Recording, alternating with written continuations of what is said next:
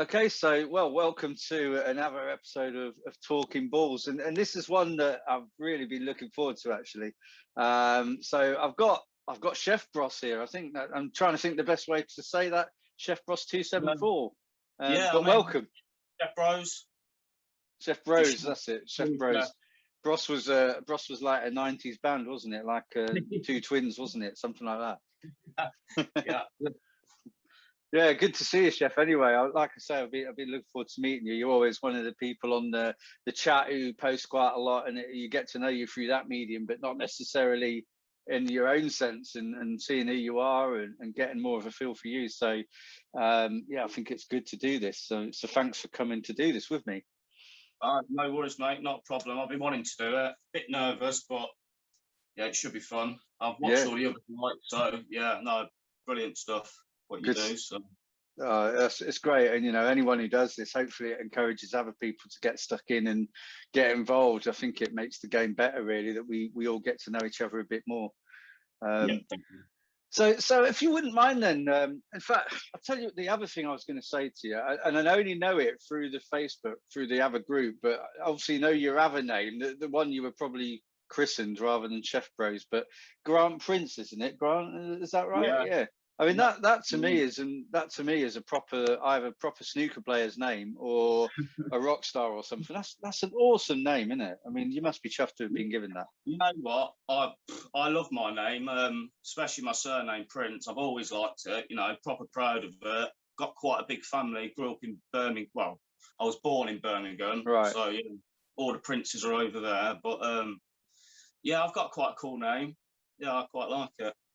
It's pretty awesome. It's like a superhero name in a way, isn't it? You could be doubling up as a crime fighter at night or something like that. Rockstar. Right. So, well, it'd be interesting to know more then, if you don't mind. So, I mean, just tell us a little bit about, perhaps how you got into the game, what made you get into it, just a bit of background, if you would, Chef.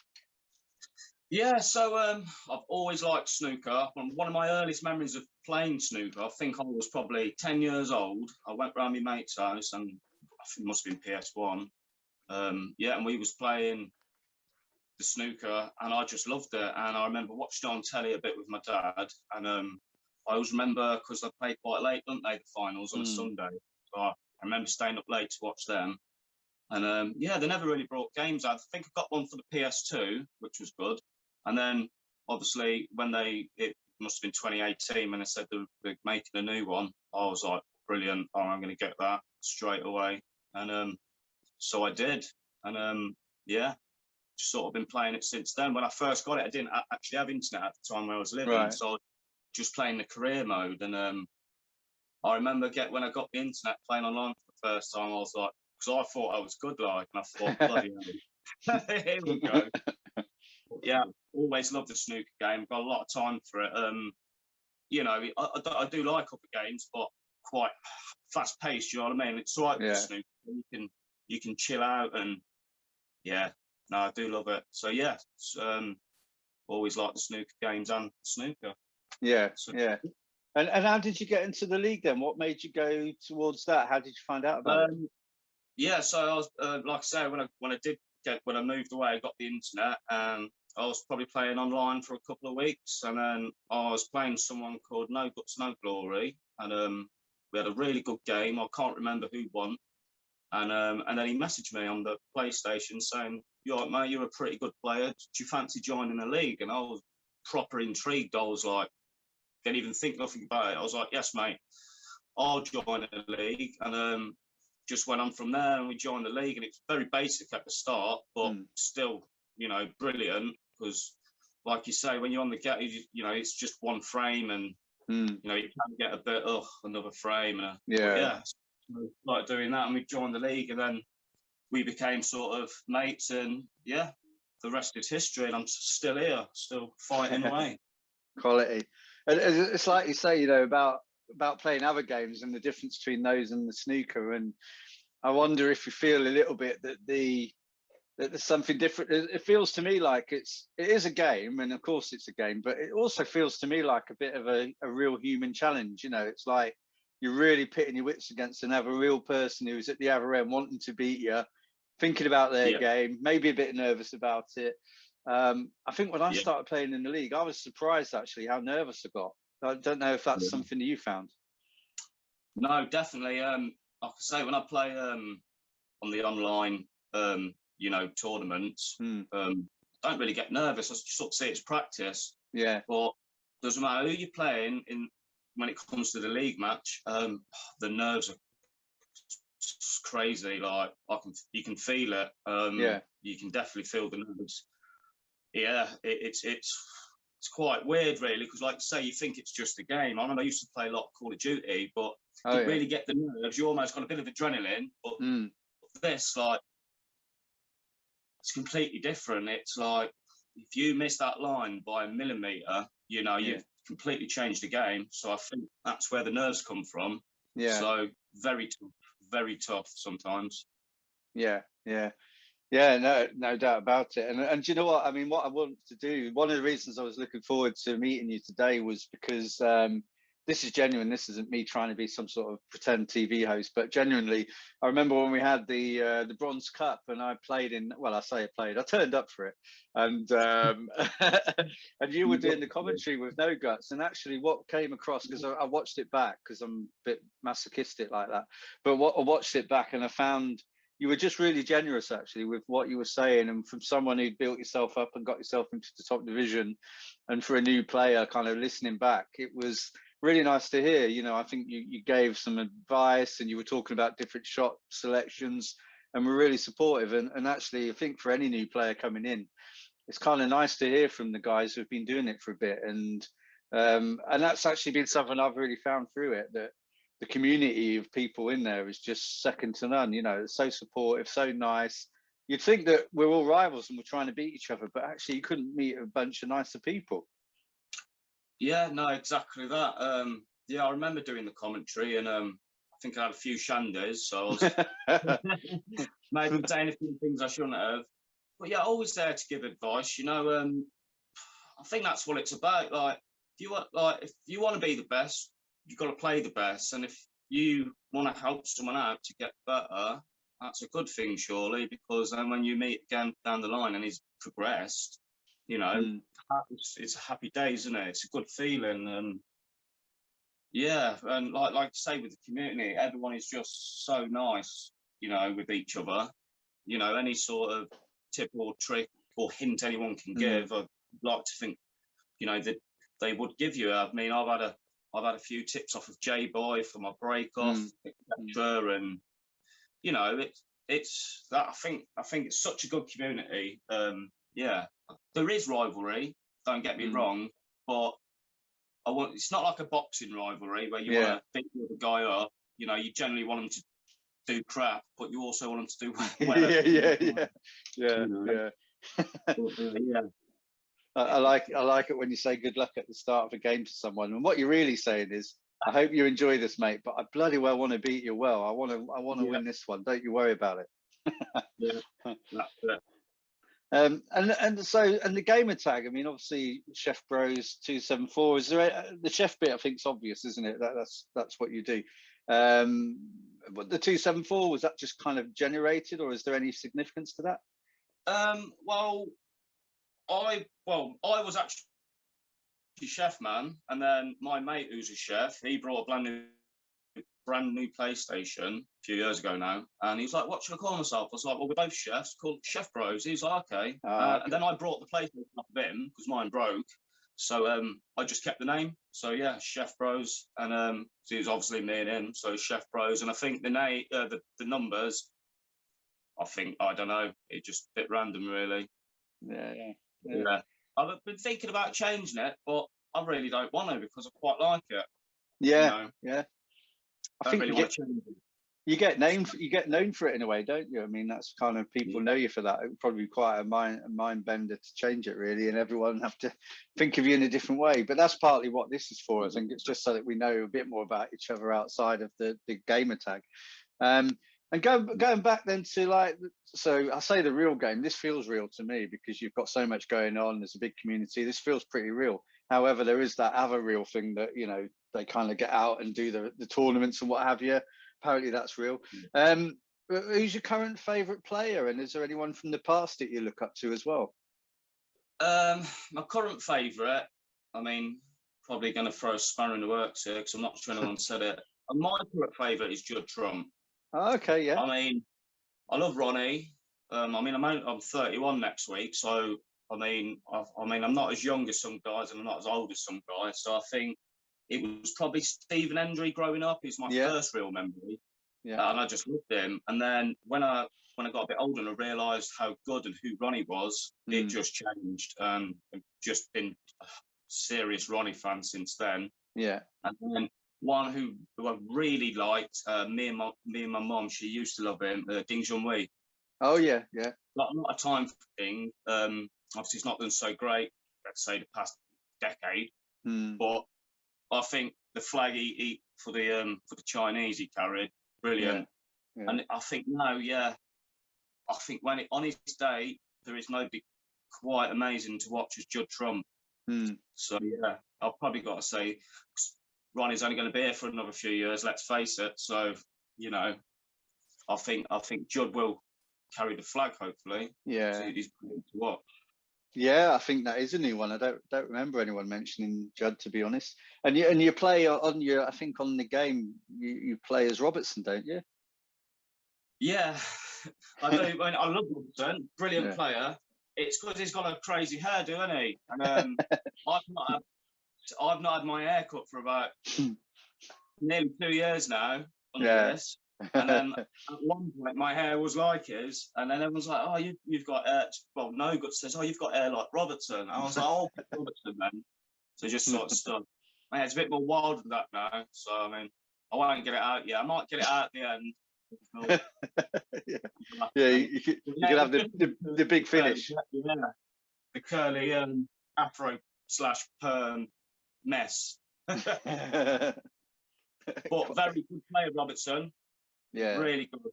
I think he's not the world's, but the tournament before. Faultless, wasn't he? What the one he won, didn't miss a ball. Again on his day, unstoppable. Yeah, some fantastic players, aren't there? And I was normally, when I'm doing these, and I started them obviously towards the back end of last season, and we're kind of reflecting on the season so far. I guess we could probably look back, if you want to. We could look a bit at last season, but also thinking about this season. It's early days. You obviously made a big step up. You made a big step up to the Premier, and I think you've said before on the chats about the jump between almost the Championship and then getting into the Premier League. So what's your thoughts on where things are at the moment? It looks like you've had a pretty tough season in many ways. I've had a shocker of a season. I ain't going to butter it up, but I was in the Championship for 5 seasons since I started, maybe more, 6 seasons, and I've been close to being promoted. I've also been close to being relegated, but did feel like I was making up the numbers at one point, and then I really progressed because of lockdown. I had so much time to practice. I felt for a few seasons I felt really good. I felt I could push for the Prem, deserved to get there. And then I did get there, and I was really looking forward to the challenge. First game, I think it was J-Boy I played first. And mine in his record, I think he sways quite a lot to him because he's very tough. I think he beat me 3-1, and I ain't going to lie, I think that really, really knocked my confidence going into the next round. And I believe it was Argira, who then... he's such a good player, so hard to play against. I felt I could have won that game. We had a bit of freezing, but he managed to take the win. And after the first 2 losses, it was such a struggle. But then we had it was the Masters we had, and I did really well. I think I beat Lee first game like 3-1. Wow. Which, wow. I know I can do it on my day, and he's so good. And then and I got into the final.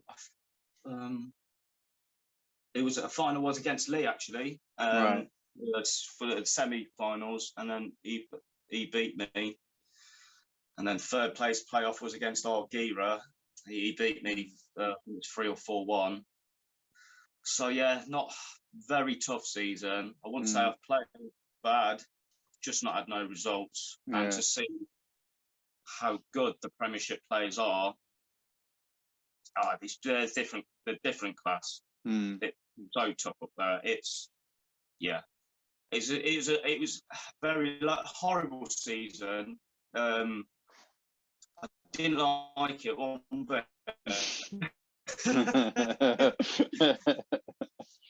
Enjoyed it. Yeah.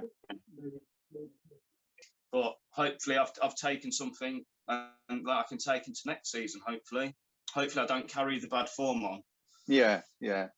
And as you say, there's something about, you get your head down a little bit when you've had a few losses, and it must be hard though, because I guess it's quite relentless in the Premier, because you're probably looking for the odd game here or there where you can get your way back in again. But if you're playing against people who are clearing up after a break and stuff like that all the time, it must be really difficult. Really difficult, because I play a lot of friendlies with the Prem guys. Like, I think me and Mace have a lot of games, and his record of he's beat me 40 times, and I've beat him about 12. Right, yeah. Ridiculous. But when I played him in the Prem, I got a good result, got a 2-2, and I thought, well, if I can do a 2-2 next game or even one better, it wasn't to be. And again, such a confidence thing. Excuse me. Yeah, very tough. What was the big difference between, kind of being one of the top players in the Championship and then going into the Prem? Was it just that they punish mistakes more? I mean, what was the big thing that marked them out? Yeah, I think the 4 or 5 seasons in the Championship, I played like it as well. You could miss 2 or 3 times and still get away with the frame. Yeah. Or you could win 2 frames and you probably think the other guy, he might do crap the next 2 frames. Obviously, it's a lot better now because everyone's progressed, and even the Championship it's going to be ridiculously hard. But yeah, I think the Premiership players, I don't know what it is. It's that quality, like you see with your Ronnie O'Sullivans and your Judd Trumps and etc. The talent's like, I think anyone can beat anyone on the day. But they've 100%. You miss a ball, it doesn't matter. Like, what the top boys, they're gonna pop and they're gonna leave themselves on the black. And then if they're on the black, go and get a ball. Thing. Very tough. And again, they didn't seem to leave me much on. And again, with the confidence thing, if you don't take those little shots they give you, maybe you deserve to get beat up there. So for anyone who's going there, good luck. It's hard. It's minefield. Brilliant fun, and good quality players. So. Yeah. Well, and you earned it. At the end of the day, you earned that. You were a Premier League player. You earned it. You got there. You would deserve to be in it. And okay, you're not in it now, but I don't know where your thoughts are for the new season, but surely there's nothing to stop you building back up again. No, I played Big Blue in my World Championship, and that's another. I'd like to say that was my carrying on from my last season, so I won't start out as my new season. But he demolished me 10-0. He's played one of the best I've ever seen anyone play, and he's a Championship player. He's looking good this season. If he played those 10 frames against anyone, you're not beating him. He missed 4 or 5 balls. But so I could say I'll push that to last season. Yeah. Next season, obviously, he's in the Championship with me. Short formats. I just hope everyone's progressed so much. I believe I can hopefully get top 2 again. Yeah. If I play properly. But I would say it's anyone's top 4. But looking at the names yesterday, it's anyone's in there. Anyone's. Dangerous. But I think maybe a little less pressure than the Premiership, and hopefully I've taken some good stuff from the Prem, even though I've lost, into my games in the Champ, and hopefully have a cracker of a season again. Hopefully. Yeah. And as you say, it seems that the confidence is a massive part, really, doesn't it? It's just that bit of, because if your head goes, you can't play, can you? You almost, when you do play shots, you just kind of all over the place, aren't you? And it's not really, you can't get in and find your way in if you don't believe in yourself. It's a weird thing, isn't it? Yeah, if you play with the freedom of not, without the anxiety of losing, you're potting, you're playing without even realising. Before you know it, you're doing great. But then I think it's just the pressure. Like I say, it makes you double think your shots, which is good. But you think usually I go for that, but I'm double thinking it, because if I do miss it, and then you've lost the battle there and then, I think. So it's very. You've just got to try and play as if, it's just a friendly. Yeah. But it's it's a lot harder than that. I think it's the same for everyone, isn't it? It depends how you handle the pressure. You either crumble or you thrive. Yeah. But I guess that's the interesting bit, isn't it? I mean, I think that's the bit I learned from, even on the commentary on the Bronze Cup, from somebody new to somebody more experienced like yourself. It was more, you were thinking about shots that you would have taken on, and I watched it back and thought, do you know what? I probably wouldn't have even thought of that as a shot. I would have tried to play a safety off it. And I know we're all different, but I guess it kind of said to me, do you know what? If you want to get better, you need to just try things a bit more and get better at some of the shots aren't your best shots, like just some of this thin cuts and all of this. But you almost have to be a bit bolder, I think. It looks to me like that's the difference. It's that thing of being bold, opening the reds, and not being afraid to break up a bit when you can.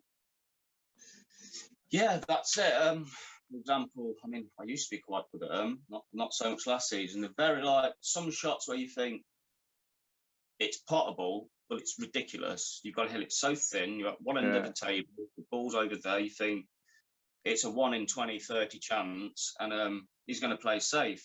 But if you play then I started practicing. I was getting really good. I was getting 6 out of 10, and then I sort of starting to get really good at them. Surprised myself. That's ridiculous, even for my standard. And then I went into the Prem, and then you see the likes of Lee, Mace, Gira playing the same sort of shots, and you think, really? Yeah. So you just can't leave.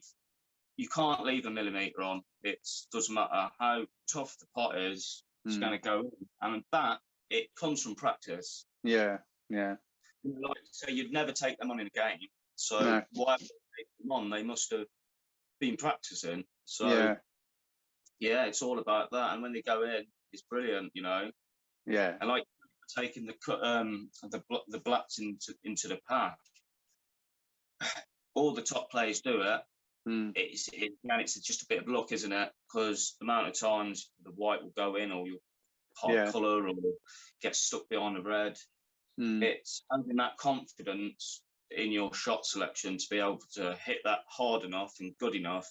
To break through. So practice definitely makes perfect. One of my favourite ones was played against me, actually. It was Postman in our World Championship sessions, and he hit one. I think I didn't think it was a loose break, but the red was slightly off, and he managed to get that in. But then he got up above the blue, well, as you look at it, and then he cut the blue in, and he's very good at doing that. And then the white just went all the way down the middle of the table and knocked the pink into the reds. Reds came out, and he didn't finish the frame, but he put himself in a good position. And I thought it was one of them, when you watch a shot and you just go, that's beautiful. That is a lovely shot. And it was just straight down the middle. Lovely. Yeah, definitely. There's some shots which I take myself, but a lot of the time it would be from the other boys. And then you think, if you get that, fair play, that's going to be a brilliant shot. And then they get the pot, but then they'll put some spin or side on it, and the white will land plumb on the next red or the next colour, and you think, well, you've not just potted, you've a bit of touch of class there to land. I mean, I think we've all done it before, where we've done a shot and you think, well, bloody hell, I mean, that makes you feel good. Think, I did that, a bit of spin off. And that's the fun factor, isn't it? If you can do a few shots like that, it makes you want to try and get better and potentially try them in a league match, which could win you the 3 points from where some people might play safe. Yeah. Take that risk and then try not to take the risk. It's about knowing. Yeah. Best at that, isn't he? So yeah, absolutely, yeah. And there was one guy I played. In fact, it's Lord Summer, and he told me about how he was taking on shots that he really wasn't sure about, but he puts around 40 to 50% on it because he knows if it doesn't make it, he's probably going to get the white back up, and the red is going to hopefully stay fairly safe. And you thought, oh yeah, fair enough. And it's just little things, isn't it? I think the other one was on our group chat last week. Bit hastily arranged. I know some people would have liked to have been there, but I remember Rainey mentioned about positioning, and he said he tends to put the white into an area where he can build break rather than get lost on, well, it's that color I'm really going for, or that red that I'm fixated on. He was looking at areas. I thought that was really interesting. It is. After because I watched that, I mean, I've watched more, and after he's mentioned that, it kind of did stick in my head. It's very good advice because I tend to play like that, and one of the best at it is no guts, no glory. You won't see him to land on one red because he knows in previous experience he might overhit or underhit, and it's and he'd kick yourself because you've done a bad shot. So he will tend to play, like you say, for 2 or 3 reds, or for a colour, like say he'll go for the black, but try and leave himself a long blue. And it is the way to play, but it's definitely the way to play. Sometimes it can go wrong, and you think, oh, I've actually left myself on nothing. I should have just played for that loose red light. But yeah, no, it's very true what Rainey was saying. Yeah, that's really good. And I think that's the other bit about this, if people get more little hints and tips or share them on here as well, then, we'll all get better collectively and the league gets better, doesn't it? So there's something in it for everyone then. In terms, I'm just going to kind of go to the bit of the quick fire stuff. These are just silly questions, really, to be honest, Chef. Just I ask everybody these. There's no right or wrong answer, and the answer might be neither, but these are kind of this or that. So Star Wars or Star Trek, have you got any preference? I don't watch neither, but if I don't say Star Trek, my older brother will probably kill me. Okay, Star Trek.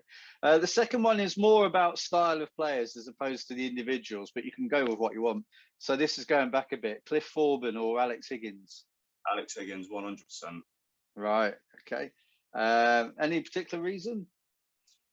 If some of the best shots I've ever seen are from him, and then even I'm thinking about my favourite shot ever is just give me goosebumps, actually, the blue into the middle. Yeah, he's one of a kind, and his technique was the worst. He shouldn't have been able to pop the balls he could. No one ever. He's just brilliant. Definitely, Alex. Real one-off, as you say. Cats or dogs? I think I might know the answer to this, but what do you reckon? I mean, I do love dogs. I never used to like a cat. And I got a cat over lockdown, 2 cats, both females, both got pregnant, and now I have 9 cats. So I've got 7 kittens and 2 cats. Wow. They're all asleep, bless them. Oh, wow. Yeah, it's a nightmare. But, cats for the moment. Right. we might be able to sponsor a cat or something, maybe some of the players can get the names to them or something like that. Well, whoever wins a trophy, I'll send you a cat. Brilliant. This one's more about country or city, really, but New York or New Zealand? New Zealand. I'd love to go to New York. I'd love to visit, but yeah, no, I'm more of a country person, me. New Zealand, sightseeing and sunset on the beach or a mountain or something, definitely. Yeah, sounds nice, doesn't it? Especially today. And lastly on those ones, fish and chips or posh meal out? I mean, it's an hard one because I do like a chippy tea. And I work in a restaurant, a pub/pub. So, no, I'd go chippy tea. I wouldn't get fish, though. I'd probably get a pie and a saveloy. Right. Chippy tea all day. Yeah. I can't remember who it was. I'm not sure if it was Lee, but somebody cheated and said they'd have a posh fish and chips. So they found a way of combining them. I thought that was quite good. Quite colourful, Yeah, that was good. What sort of, that's the end of those quick fire ones, but what's your favorite dishes to cook then? I mean, this is slightly going away now, but yeah. Well, I've been pub based for sort of the past 4 years, so we do a lot of pub food, but roast dinners, pies, you know, sort of British pub grub. I mean, I have done the fancy stuff in the past. I'm a good English lad, me. I like meat and 2 veg and a bit of gravy. Do you know what I mean? So yeah, that sort of stuff. Yeah, anything. Yeah, but nice roast dinner. I make a banging roast. Brilliant. Okay. Well, yeah, we'll remember that. There's a few chefs in the league actually. I'm trying to think. There's a couple of people I've kind of found out during the one-to-ones when we've had games. There's a few of them, I think. That's quite interesting. We might have to have a union, you know, have like a chef's corner or something within it, which would be pretty cool. I'm not sure if you're just. Oh, you're there. You're back. Okay, just froze a little bit. Can you hear me, Chef? Chef, but yeah. Quality. So yeah, I think we'll probably wrap up the episode here. So yeah, sorry, there's just a little bit of a delay there. I think we'll probably wrap it up then, Chef. So I mean, is there anything else you wanted to say before we wrap this episode up? Brilliant. Just in terms of maybe a bit of a shout out to anyone in the league, or we can encourage some more people to come forward.